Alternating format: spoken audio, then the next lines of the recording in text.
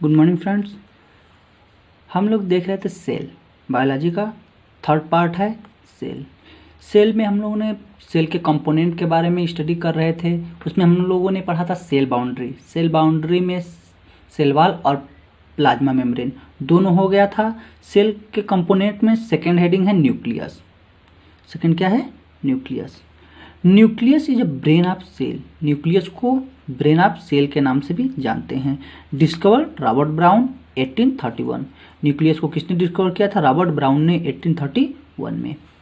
Nucleus is a main part of cell. It is present periphery in plant cell and centre in animal cell. Periphery in plant cell, suppose that कोई plant cell है। Plant cell के अगर boundary के पास nucleus present होगा तो उसे कहेंगे periphery nucleus. अगर सेंटर में प्रेजेंट होगा, बिल्कुल बीच में, उसे कहेंगे सेंट्रिक न्यूक्लियस। यानी एनिमल सेल में सेंट्रिक न्यूक्लियस होता है, प्लांट सेल में पेरिफेरिकल न्यूक्लियस होता है।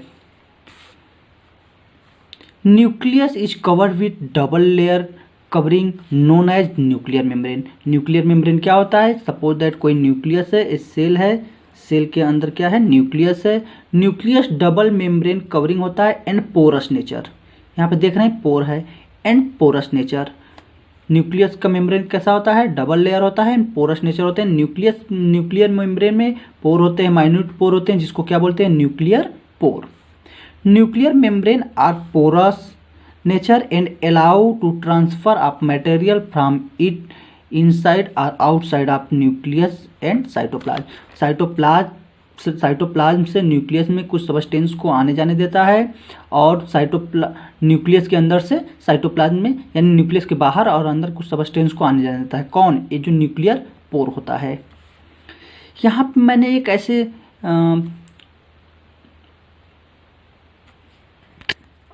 कुछ थ्रेड लाइट स्ट्रक्चर ऐसे ड्रा किया है। ये क्या है? ये देख लेते हैं क्या है। थ्रेड लाइट स्ट्रक्चर जो है इसको क्रोमैटिन बोलते हैं। क्या बोलते हैं? क्रोमैटिन। जैसे यहाँ पे it contain a genetic material DNA. Nucleus के अंदर क्या होता है? डीएनए, जो एक क्या है? Genetic material. What is genetic material? The material which transfer character को क्या करता है? ट्रांसफर करता है। वह मटेरियल जो कैरेक्टर को ट्रांसफर करता है वन जनरेशन से अदर जनरेशन, उसे बोलते हैं जेनेटिक मटेरियल। तो जेनेटिक मटेरियल क्या है? DNA, deoxyribo nucleic acid, deoxyribo nucleic acid, which is compose by chromosome and protein. यानी डीएनए किसका किसका बना होता है? क्रोमोजोम एंड प्रोटीन का।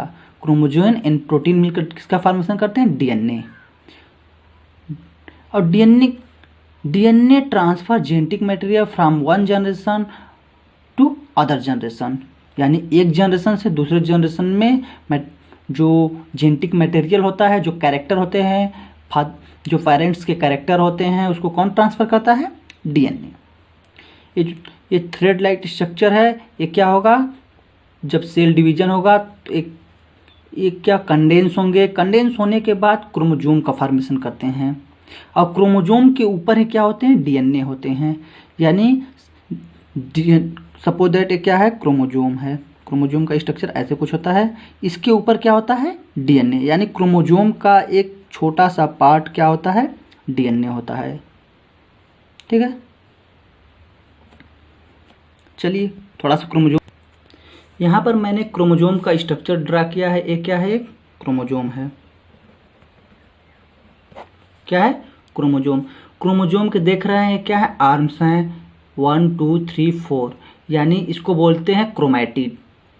ये क्या है? क्रोमैटिड है। और ये जो बीच वाला, जो सेंटर वाला पार्ट है, इसको क्या बोलते हैं? सेंट्रोमियर। क्या बोलते हैं? सेंट्रोमियर।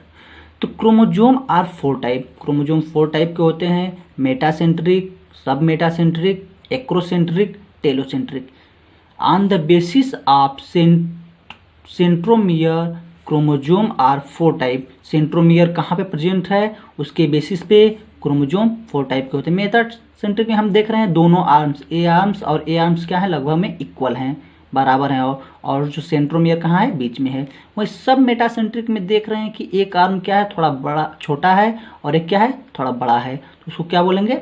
सब मेटासेंट्रिक। यानी सेंट्रोमियर जो है थोड़ा सा इधर स्लाइटली यहाँ पे प्रेजेंट है। और एक्रोसेंट्रिक क्या होता है?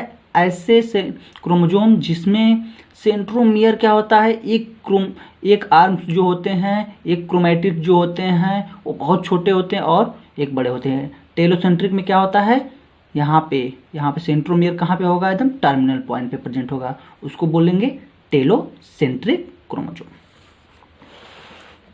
फंक्शन ऑफ न्यूक्लियस, न्यूक्लियस के फंक्शन क्या है?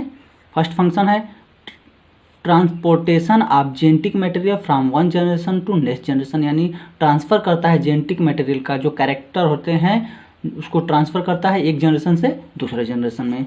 सेकेंड है it plays a central role in a cellular reproduction, यानी सेल डिवीजन के समय क्या करता है, सेंट्रल रोल प्ले करता है। किसी भी सेल का डिवीजन होता है तो सबसे पहले किसका डिवीजन होता है, न्यूक्लियस का, उसके बाद साइटोप्लाज्म का डिवीजन होगा। न्यूक्लियर डिवीजन पहले होगा, फिर उसके बाद साइटोप्लाज्म का डिवीजन, यानी कैरियोकाइनेसिस के बाद क्या होता है, साइटोकाइनेसिस। कैरियोकाइनेसिस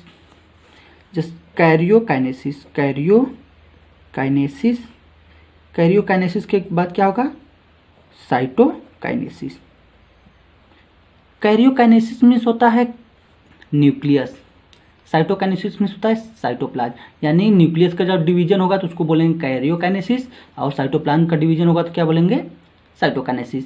कोई भी सेल होगा, एनिमल सेल हो या प्लांट सेल हो, सबसे पहले कैरियोकाइनेसिस होता है, उसके बाद साइटोकाइनेसिस, यानी न्यूक्लियस का डिवीजन उसके बाद साइटोप्लाज्म का division. On the basis of nucleus cell are two type, nucleus के बेसिस पे सेल टू टाइप के होते हैं, किसमें न्यूक्लियस प्रेजेंट होगा और किसमें एब्सेंट होगा। Cell on the basis of nucleus cell are two type, prokaryotic cell and eukaryotic cell. Prokaryotic cell and eukaryotic cell. Prokaryotic cell क्या होते हैं, ऐसे सेल जिसमें न्यूक्लियस क्या हो, एब्सेंट हो। Cell have no nucleus known as prokaryotic cell. Cell have a well defined nucleus known as eukaryotic. Eukaryotic क्या होता है, जिसमें न्यूक्लियस क्या वेल डिफाइन हो, पूरी तरह हो, उसको क्या कहेंगे, यूकैरियोटिक सेल। इसमें देख लेते हैं, कुछ डिफरेंट देख लेते हैं। Cell size small, prokaryotic cell क्या होता है, स्मॉल होता है, 1 माइक्रोन टू 10 माइक्रोन। 1 माइक्रोमीटर से कितने होते हैं, 10 माइक्रोमीटर। 1 माइक्रोमीटर में 10⁻⁶ मीटर। और जो यूकैरियोटिक सेल होते हैं 5 माइक्रोमीटर से 100 माइक्रोमीटर तक होते हैं। देख रहे हैं सेल के साइज में डिफरेंट। सेकेंड है they do not have well defined nucleus and nuclear membrane. Prokaryote cell do not have defined nucleus and nuclear membrane. वहीं eukaryotic cell well defined nucleus and nuclear membrane, यानी eukaryotic cell में nucleus और nuclear membrane present होता है। Third देख लेते हैं membrane bound cell organelle absent. किसमें, प्रोकैरियोट में। प्रोकैरियोट में membrane bound cell organelle absent होते हैं, यानी mitochondria, plastid, lysosome, Golgi body, endoplasmic reticulum, ये सब क्या होते हैं, एब्सेंट होते हैं। यहीं यूकैरियोटिक में membrane bound cell organelle present होता है। नेक्स्ट है chromosome is single number. Prokaryote cell में क्रोमोजोम कितने होते हैं, सिंगल नंबर के होते हैं। वहीं यूकैरियोटिक सेल में मोर देन 1 क्रोमोजोम, यानी एक से अधिक क्रोमोजोम होते हैं। एग्जाम्पल देख लेते हैं प्रोकैरियोट के। बैक्टीरिया हो गया, उसके बाद यूकैरियोटिक में क्या होंगे, हायर ऑर्गेनिज्म। जितने भी हायर ऑर्गेनिज्म होते हैं वो सब क्या आते हैं, यूकैरियोट आते हैं, प्लांट हो या एनिमल हो।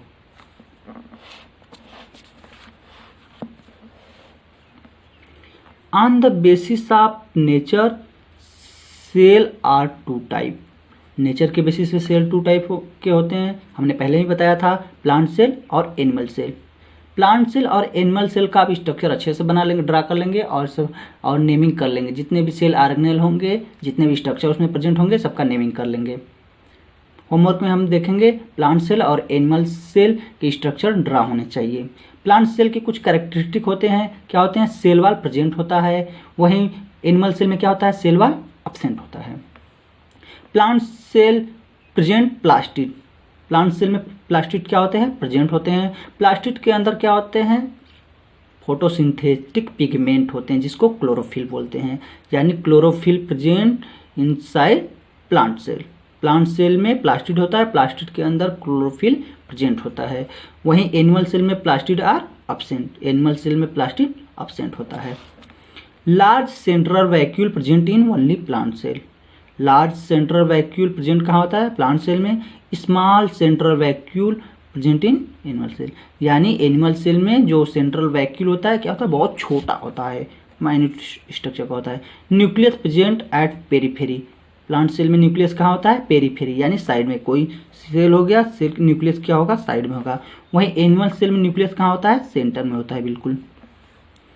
प्लांट में एग्जाम्पल क्या हो जाएंगे? जितने भी प्लांट्स आते हैं, पपाया हो गया, मैंगो हो गया, बनियान हो गया, साइकस हो गया, फ्यूनेरिया हो गया, जितने भी सब क्या हैं? प्लांट्स हैं। एनिमल के एग्जाम्पल क्या हो जाएंगे? Human being, lion, amoeba, paramecium, euglena, hydra, लिस्मा, जितने भी सब क्या हैं? Animal. Next component of cell का क्या है? साइटोप्लाज्म। नेक्स्ट कंपोनेंट क्या है? साइटोप्लाज्म। 3 कंपोनेंट थे, cell boundary, nucleus, cytoplasm. Cytoplasm term सबसे पहले किसने दिया था? स्ट्रासबर्गर एंड कोलकर ने। स्ट्रासबर्गर और कोलकर ने सबसे पहले साइटोप्लाज्म कहा था। What is cytoplasm? Cytoplasm is a fluid-like matrix filled inside between the plasma membrane and nucleus of cell. It contain many cell organelle. Cytoplasm क्या होता है? साइटोप्लाज्म वह फ्लूइड लाइक यानी जेली लाइक मैट्रिक्स होता है जो न्यूक्लियस और plasma membrane के बीच में प्रेजेंट होता है। उसमें बहुत सारे माइन्यूट स्ट्रक्चर होते हैं, बहुत छोटे छोटे स्ट्रक्चर होते हैं, जिसको क्या बोलते हैं? Cell organelle. अब हमें पढ़ना है सेल ऑर्गेनेल, जो सबसे इम्पोर्टेंट है इस चैप्टर में। इस चैप्टर में क्या सभी चीज़ें इंपॉर्टेंट है, लेकिन सेल ऑर्गेनेल और उसके फंक्शन बहुत बहुत इंपॉर्टेंट हैं, क्योंकि कोई भी सेल होगा उसमें बहुत सारे सेल ऑर्गेनेल होंगे, उसके कुछ फंक्शन होंगे जो क्या करते हैं? कौन करते हैं? सेल ऑर्गेनेल परफॉर्म करते हैं। Cell organelle, what is a cell organelle? A cell have perform different function which help of various different membrane bound structure called cell organelle. जो कोई सेल होता है वो डिफरेंट फंक्शन परफॉर्म करता है, किसके द्वारा? डिफरेंट मेम्ब्रेन बाउंड स्ट्रक्चर के द्वारा, अलग अलग मेम्ब्रेन बाउंड स्ट्रक्चर के द्वारा काल जो फंक्शन करता है उसको क्या बोलते हैं? Cell organelle. सपोज दैट यहाँ पे एक सेल दिखाया गया है, सेल के अंदर यहाँ पे देख रहे हैं क्या है? न्यूक्लियस है। न्यूक्लियस के बाद यहाँ पे साइटोप्लाज्म है। साइटोप्लाज्म में देख रहे हैं बहुत सारे स्ट्रक्चर क्या है? दिखाए गए हैं, बहुत सारे स्ट्रक्चर क्या है? ड्रॉ किए गए हैं। तो यहाँ पे देख ये स्ट्रक्चर क्या है? माइटोकॉन्ड्रिया। एक क्या है? सेल ऑर्गेनेल है, जिसके बारे में हम डिटेल में आगे पढ़ेंगे। और सेकेंड क्या है? Endoplasmic reticulum. Endoplasmic reticulum present near the nucleus, यह न्यूक्लियस के लगभग लगभग पास में होता है। ये 2 टाइप के होते हैं, रफ इंडोप्लाज्मिक रेटिकुलम और स्मूथ इंडोप्लाज्मिक रेटिकुलम। जिस इंडोप्लाज्मिक रेटिकुलम के सरफेस पे छोटे छोटे स्ट्रक्चर यानी राइबोसोम अटैच होंगे वो रफ इंडोप्लाज्मिक होगा, जिस पे अटैच नहीं होंगे वो स्मूथ इंडोप्लाज्मिक रेटिकुलम। उसके बाद यहाँ पे राइबोसोम है। यहाँ ये जो स्ट्रक्चर दिया गया है पैरेलल है ईच अदर। ये क्या है? गोल्गी अपरेटस या गोल्गी बॉडी। यहाँ पे एक स्ट्रक्चर है लाइसोसोम, जिसको सुसाइडल बैग ऑफ सेल के नाम से जाना जाता है। वैक्यूल है, वैक्यूल क्या है? Non living part of cell है। उसके बाद यहाँ पे प्लास्टिड है, जिसके अंदर क्या होता है? फोटोसिंथेटिक पिगमेंट क्लोरोफिल प्रेजेंट होता है और फोटोसिंथेसिस में हेल्प करता है। और ये क्या है? न्यूक्लियस। सभी के बारे में हम डिटेल में पढ़ेंगे। सबसे पहले हम लोग देखेंगे इंडोप्लाज्मिक रेटिकुलम, ठीक है। नेक्स्ट पार्ट में हम लोग देखेंगे सभी सेल ऑर्गेनेल डिटेल में, एक एक सेल ऑर्गेनेल हम लोग पढ़ेंगे। यहाँ तक आप लोग कंप्लीट कर लेंगे नोट्स। Thank you.